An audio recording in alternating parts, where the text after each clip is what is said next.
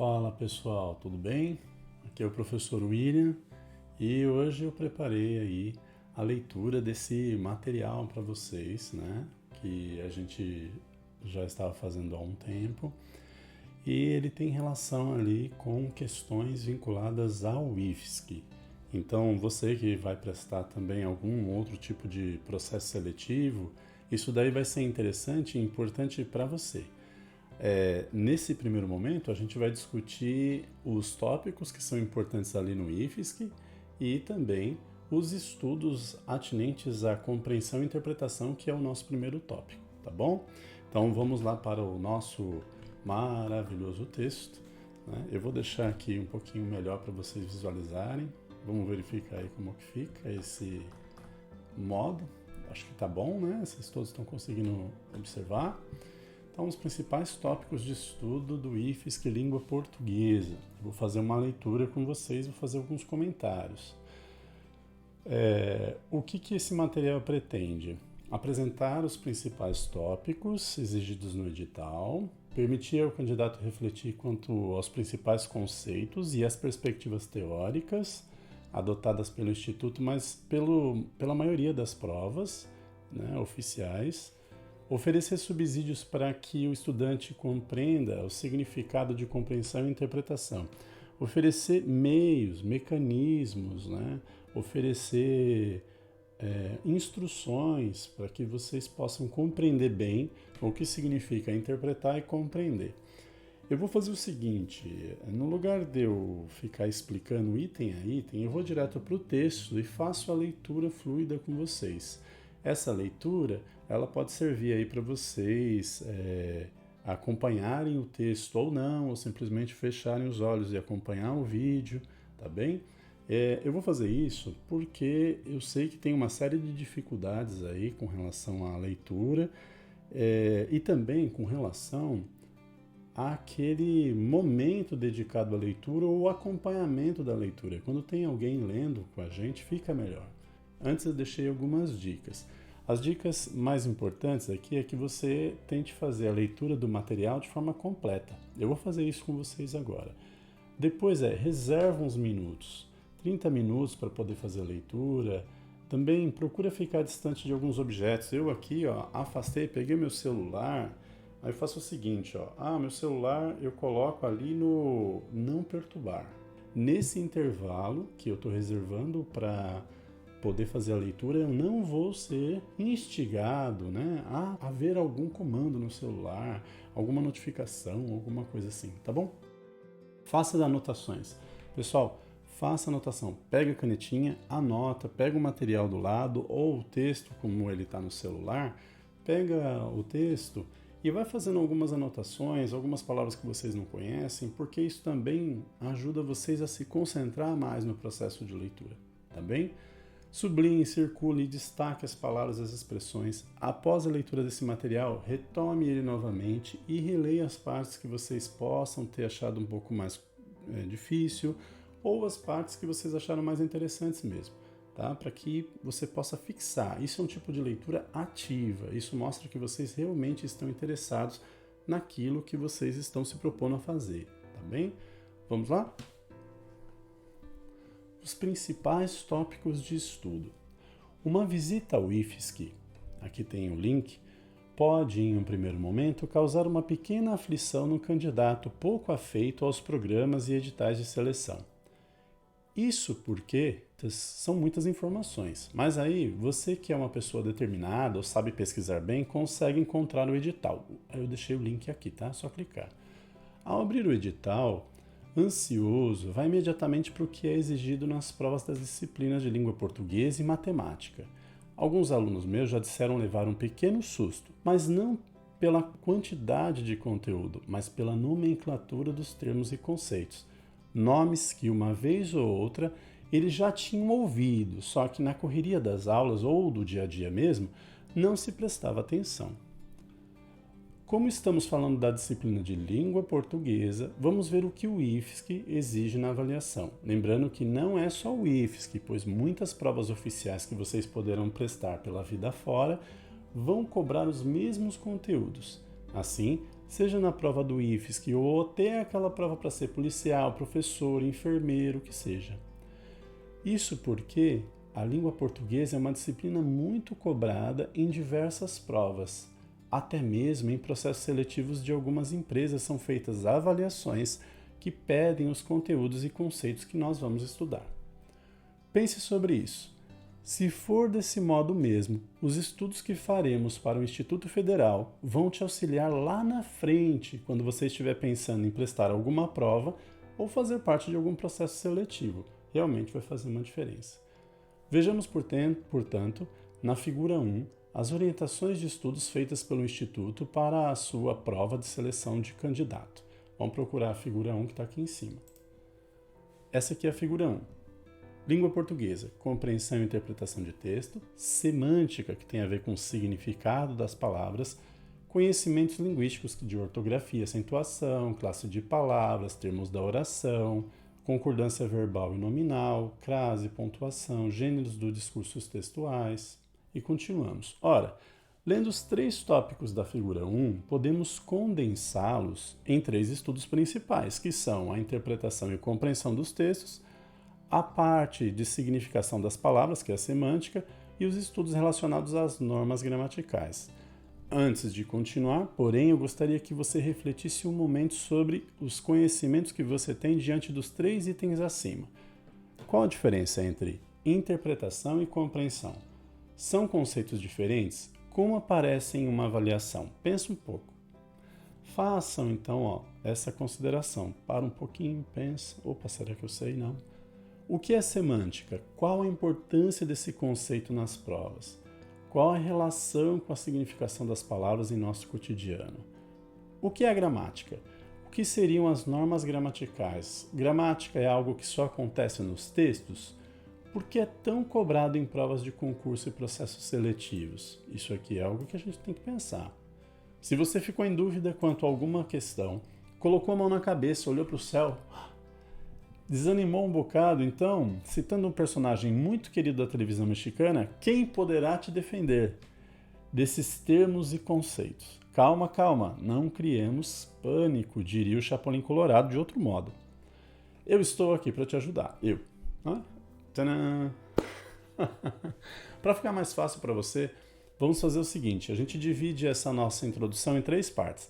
Cada parte um material específico relacionado a um dos temas. Nessa primeira parte, a gente vai ver respostas e considerações para a primeira questão.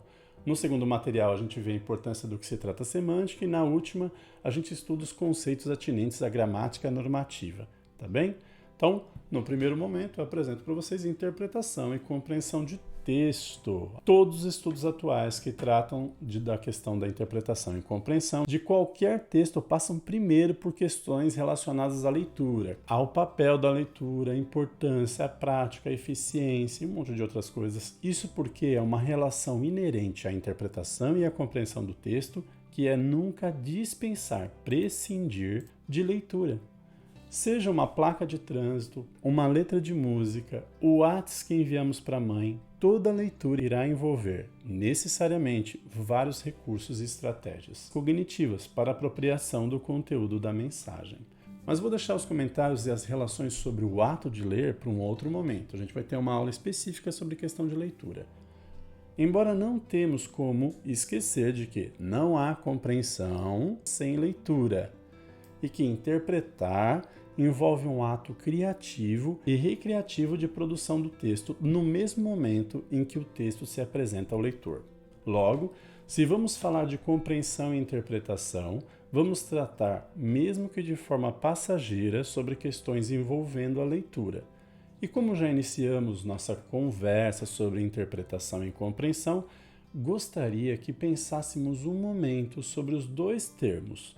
Nós usamos o primeiro em situação bem distinta do segundo, fazendo uma relação de parentesco ou de sinonímia entre eles apenas quando estamos diante de um texto. Para ficar mais claro o que eu estou pretendendo dizer para vocês, fazer vocês entenderem, pensem nos exemplos que eu vou colocar aqui embaixo. Eu digo, ninguém me compreende, mas dificilmente ninguém me interpreta, o que significa que em situações em que as pessoas fazem uma leitura da gente, usamos o termo compreender. Nós usamos a atriz interpretou bem o seu papel, mas não a atriz compreendeu bem o seu papel. Preste atenção que se usarmos o termo compreender no sentido de fazer muito bem o papel, em lugar de interpretar, vamos obter um outro sentido para aquilo que se pretenderia dizer. Vamos pensar sobre isso. Nós usamos a atriz interpretou bem o seu papel. Se eu falar que ela compreendeu bem, eu saio da figura do personagem e vou para a figura psicológica da atriz. Então, quando eu falo que ela compreendeu, é algo muito mais interno, né? Interpretação tem a ver com como que ela observou aquela personagem e ela se investiu daquela personagem. Ela emprestou os seus trejeitos, o seu corpo. Com esses dois exemplos, podemos colocar em questão que as duas palavras têm significados diferentes e devem ser usadas de formas distintas. Compreender. Segundo Wilson Leffa, compreender é um termo muito comum e vem de duas palavras latinas, com, que significa junto, e prehendere, que significa pegar. Compreender é, portanto, pegar junto. Essa ideia de juntar é óbvia em uma das principais acepções do verbo compreender. Ser composto de dois ou mais elementos, ou seja, abarcar, envolver, abranger, incluir. Uma outra acepção, um outro conceito de compreender é entender, perceber, alcançar com a inteligência. Aqui já obtemos uma pista sobre o caráter de compreender como extrair do texto informações, argumentos, posicionamentos que o autor deseja comunicar. A ideia de pegar junto também cabe na acepção de fazer um esforço para decodificar e entender o que se deseja ler. Isso porque o leitor não se aproxima do texto do nada, pois quando ele começa a ler, tudo o que ele conhece, as crenças, os valores dele, o contexto social em que ele está inserido, os objetivos que tem quando faz a leitura, o repertório que pode vir de outras leituras, o conhecimento do vocabulário do texto, o interesse acerca da temática, se o assunto é conhecido ou não, tudo está presente para fazer com que ele consiga construir o significado do texto. Isso quer dizer que o leitor traz todas as suas experiências de vida para dentro daquele momento da leitura, com a finalidade de extrair delas significados. Assim, o ato de compreender não é uma tarefa automática e tampouco fácil, pois exigirá que o leitor de um texto pegue junto tudo aquilo que ele sabe sobre os seus conhecimentos linguísticos e seu conhecimento de mundo para fazer com que o texto realmente passe a fazer sentido. Além disso, nas palavras de Leffa, nem o leitor nem o texto estão isolados dos contextos que o envolvem. Eles são recriados no momento mesmo em que se faz o ato da leitura de compreensão. Logo, não há leitura sem compreensão e não há compreensão sem leitura. Importante. Existem ao redor do leitor e ao redor do texto contextos que os envolvem, formando camadas de significação que viabilizam, possibilitam a compreensão. Nem o leitor, nem o texto estão isolados dos contextos que o envolvem. O leitor sozinho é uma impossibilidade teórica, tá bom? O leitor sozinho no sentido de eu pegar um texto, o meu mundo traz significação para aquilo, as minhas experiências trazem significação para aquilo, o texto está trazendo significação e contribuindo também com minha outra formação. O texto sozinho não tem sentido. É apenas um amontoado de rabiscos no papel ou uma grande sequência de minúsculos pixels na tela do monitor, igual essa que a gente está vendo agora. Leitor e texto só existem quando se encontram no momento da leitura. Antes ou depois desse momento são apenas potencialidades. Observe que coisa maravilhosa. Nós somos tão dotados de atitude criadora, a gente cria tanto, que mesmo diante de um texto, ele só passa a ser verdadeiramente considerado como texto se nós atribuirmos sentido a ele. Não é fantástico? O sentido de tudo aquilo que a gente possa chamar de texto, uma imagem, um gesto, as palavras que a gente ouve, é sempre uma relação entre quem comunica e quem é objeto da comunicação, entre leitor e autor, entre quem fala e quem escuta. De um lado, temos o autor produtor das informações, emoções, novidades contidas no texto, e do outro lado, aos leitores destinatário do texto, fazendo o texto existir no momento imediato em que se faz o ato de ler, compreender. Porque ler é compreender, e compreender é ler. Pense nos textos cotidianos. A troca de mensagens, uma letra de música, a placa de trânsito, os emojis do seu celular, a expressão de alegria da sua mãe, a conversa com um amigo. Esse texto que está lendo agora, é você o responsável por fazer com que esse emaranhado de letras, palavras, frases, uma diante da outra e ideias justapostas tenham sentido e possibilitem o texto se tornar um produto cultural, algo que amplie o seu conhecimento e faça você se ampliar também como ser humano.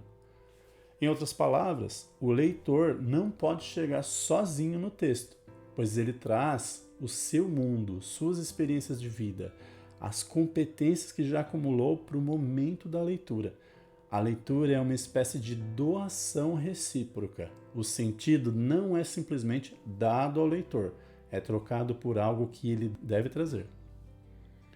Se o leitor chegar ao texto de mãos vazias, nada leva.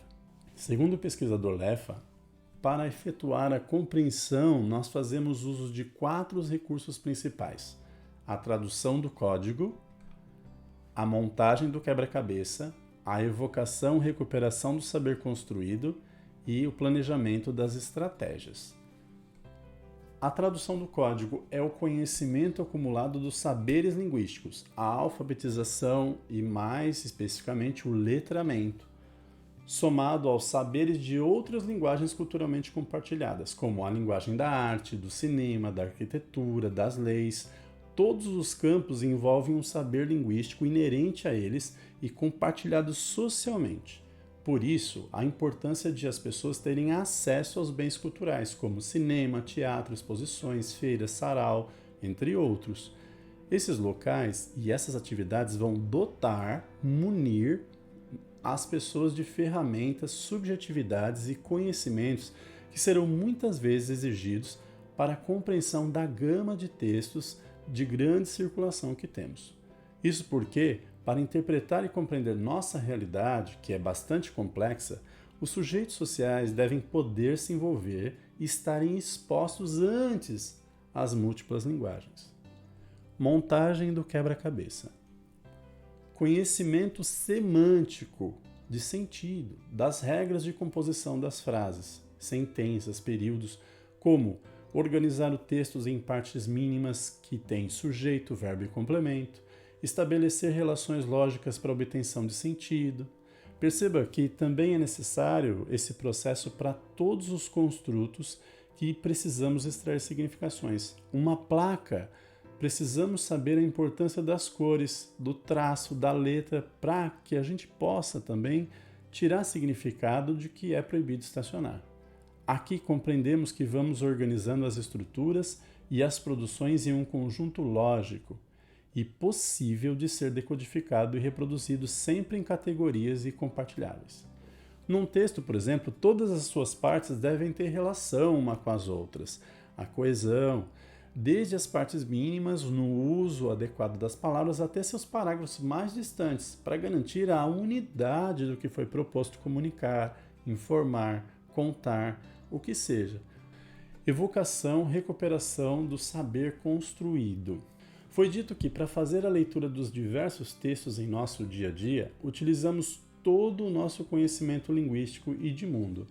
E para compreender, o leitor precisa fazer com que seu conhecimento de mundo tenha alguma relação com aquilo que se propõe a ler. Não significa que ele não possa ler algo que não conheça, mas que precisa saber que vai compreender menos ou mais à medida que conhece ou desconhece o tema ou o assunto tratado. Pense um momento em ler um artigo científico sobre física nuclear e consulte seus saberes, evoque seus saberes acumulados sobre esse tema. Caso não tenha alguma leitura prévia sobre esse assunto, sabe de antemão que terá muita dificuldade para ler um material como esse. Isso ocorre devido à falta do recurso 2, o que nós chamamos de montagem de quebra-cabeça. Assim, Se não tiver informações para estabelecer as conexões necessárias entre as ideias, e inclusive sobre o conhecimento linguístico, será muito difícil estabelecer a unidade de significação, que é o texto, e não irá compreendê-lo. Planejamento das estratégias. Para compreender bem, é necessário que o leitor tenha bastante claro o objetivo que tem com a leitura, para que a faça de maneira adequada e eficiente. Ter um objetivo diante do texto permite ao leitor monitorar sua leitura a fim de saber se está conseguindo apreender os significados do texto, compreendendo de maneira adequada, de forma a poder reconstruir não apenas o texto, mas relacioná-lo com outros textos, estabelecendo um diálogo entre o que está sendo lido e o que já é conhecido pelo leitor. Nesse momento é que são utilizados recursos como as paráfrases, o dicionário, a intertextualidade. O que é paráfrase? São modos de dizer o que está no texto com as próprias palavras. As buscas de conceitos e os termos que não se conhecem, e aí a gente vai em dicionários, que possivelmente nos prejudiquem a compreensão, também é mais um recurso utilizado para a gente poder estrategicamente conhecer do texto, né? Estrategicamente compreender o texto. A intertextualidade, a fim de construir um conhecimento novo com base nos textos anteriores, mas esses textos anteriores nos auxiliam a compreender também o texto que estamos lendo no momento. De uma maneira mais sucinta, podemos concluir que compreender um texto é remontar dele o sentido aparente, explícito, aquilo que o autor deseja comunicar de imediato, aquilo que está de acordo com o texto, que conforme o texto, o autor disse A ou disse B. Mas, para compreender, precisamos saber bem a língua portuguesa, faz parte da decodificação. Precisamos conhecer o nosso idioma. Precisamos estabelecer as relações lógicas do texto, coesão, coerência, os elos coesivos e a coerência entre as partes do texto, para que este se apresente como uma unidade de significação. Sobretudo, para compreender, precisamos exercitar nossas estratégias de leitura, a fim de melhorar a eficiência em desnudar o tema do texto com base nas informações e relações oferecidas pelo produto do material a ser lido, ouvido ou visto. Interpretar. Se para o termo compreender a língua latina nos auxiliou trazendo o significado pegar junto, no caso de interpretar, também descobrimos que interpretar era o termo usado pelos intérpretes, que eram aqueles adivinhos que no mundo antigo usavam as entranhas de um animal para extrair a previsão para o futuro. Veja bem, o intérpes, o adivinho, interpretava os bons ou maus augúrios, augúrio é sorte, a sorte do sujeito, com base nas entranhas do animal destinado ao sacrifício. Logo, ele lia o animal e tirava dele conclusões. Ele não inventava, ele não criava algo, ele lia e concluía alguma coisa sobre o futuro de quem os procurasse, com base no animal. Compreendeu? Hoje, já não sacrificamos os animais, mas continuamos a fazer interpretações a partir do objeto que destinamos nossa atenção de leitura. Isso quer dizer que, partindo de um texto, chegamos a determinadas conclusões, mas nós também não podemos extrapolar os significados que estão no texto. Apenas lemos o material e fazemos os cálculos necessários para concluir, complementar, deduzir, inferir, captar, tirar do texto os sentidos possíveis. Vejamos um pequeno exemplo do que seja interpretar bem e do que seja interpretar mal. Vamos pensar na seguinte frase. Um pai diz que vai levar sua filha mais velha para o baile de formatura. 1. Podemos inferir, depreender, concluir que ele tem mais de uma filha e essa é uma filha mais nova, porque ele vai levar a filha mais velha. É possível interpretar, a partir do que foi dito, que a filha pode ser adolescente, já que nessa idade é ação comum, tradicional, o pai acompanhar a filha ao baile. 3. Há a possibilidade de leitura ambígua, que causa mais de uma interpretação. de que o baile de formatura possa ser do pai. Ele está se formando e levando a filha. Mas a gente não pode inferir que o pai tem uma quantidade específica de filhas. A gente pode concluir apenas que ele tem uma mais nova. O pai está preocupado com a filha e por isso vai levá-la ao baile. Em nenhum momento diz no texto que está preocupado. O pai ou a filha estarem se formando no ensino superior, pois isso também não é dito no texto. Eles podem estar concluindo o ensino médio também. O pai ou a filha serem muito unidos e companheiros, pois no texto também não tem indício nenhum disso. A gente não pode inferir, não pode concluir isso, tá bom? Os exemplos acima mostram que a interpretação faz relação com os elementos textuais, mas exige que elaboremos as inferências e as conclusões a partir do texto lido. O que quer dizer que extrapolamos o que está posto no texto, mas que mesmo assim precisamos nos ater aos elementos, à coerência e às pretensões do texto que vão orientar nossa interpretação. Por isso, precisaremos de alguns recursos que usamos na compreensão do texto. Afinal, não há como interpretar sem compreender, assim como não podemos compreender sem ler. Se a gente lê, a gente compreende. Se a gente compreende, a gente interpreta. Não há como concluir e dialogar com outros textos se não temos repertório também, conhecimento da língua e conhecimento sobre os assuntos tratados no texto.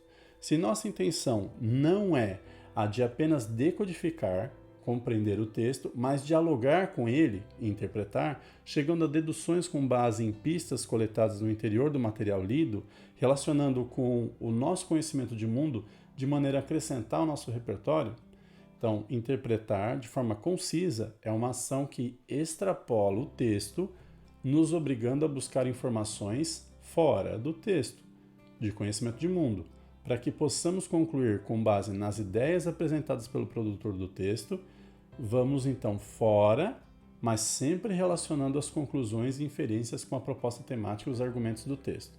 Pense sempre, a partir do texto que eu li, eu posso concluir que, eu posso depender que ou inferir que, com base em seus conhecimentos relacionados aos conhecimentos do texto.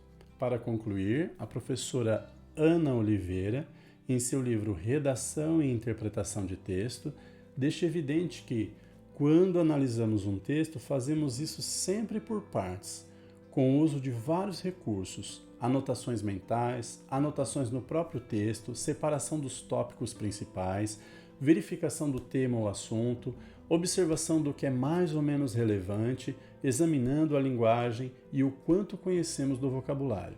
O desenvolvimento da ideia principal, das ideias colaterais que sustentam a ideia principal, entre outros. Mas mesmo fazendo todos esses processos a fim de interpretar o texto, podemos incorrer em 3 tipos de erro: extrapolação, redução e contradição. A extrapolação, o leitor foge do texto e vai para além dos limites dele. A redução, ou particularização indevida, o leitor aborda apenas uma pequena parte do texto, um detalhe que não é suficiente para explicar todo o texto. Normalmente, esse erro decorre da não identificação das ideias mais importantes do texto durante o processo de análise e de leitura. Contradição. O leitor chega a conclusões opostas àquelas expressas pelo texto. 3 erros muito comuns que praticamos no nosso cotidiano. Vejamos no exemplo que demos acima, do pai que diz que vai levar a filha mais velha ao baile de formatura. Exemplos de extrapolações. Consultando o exemplo da professora Oliveira, teremos Elegia, um poema de Drummond de Andrade.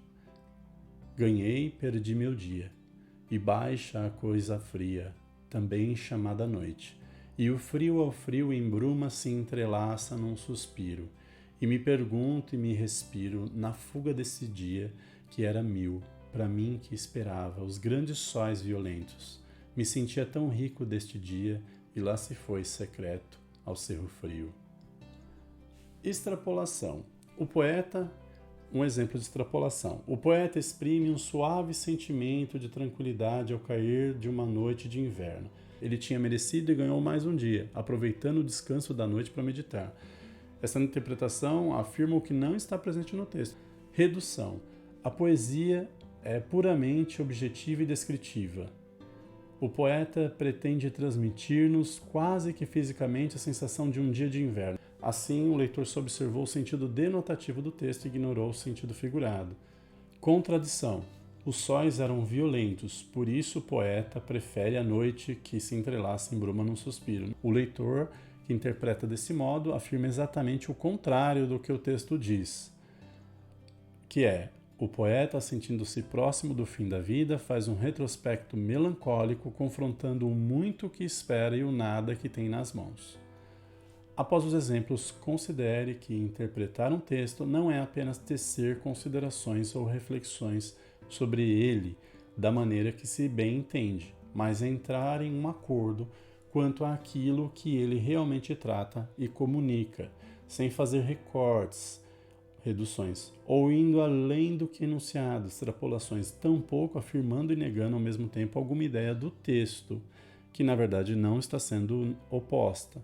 Considere sempre a unidade de sentido existente no próprio texto, que dialoga com o seu conhecimento linguístico e o seu conhecimento de mundo. Após a leitura, eu deixei aqui um material para vocês pensarem sobre essa questão da compreensão e interpretação. Críticas com relação ao material, elas são sempre muito bem-vindas, e quaisquer dúvidas também a gente vai estar à disposição, tá bem, pessoal? Eu espero que vocês tenham apreciado a leitura e que também façam uso aí no futuro desses conceitos. Então, compreender, ele tem a ver muito mais com essa parte explícita do texto e com a decodificação textual. Então, você tem que ter um repertório linguístico que dê cabo ali, que dê consistência para que você consiga fazer esse processo de tradução do texto, vamos pensar assim. A gente também tem a interpretação do outro lado, que ela vai envolver mais inferências, você vai fazer considerações de conclusão, você vai também... O processo de interpretação, ele exige muito de conhecimento de mundo. Para você fazer a leitura, eu espero que vocês apreciem o material e, por favor, eu aguardo a crítica, né, as críticas de vocês, eu aguardo aí as considerações, as dúvidas que vocês têm. A gente vai fazer alguns exercícios aí no decorrer do nosso tempo, tá bom? Um grande beijo e se cuidem, hein, pessoal?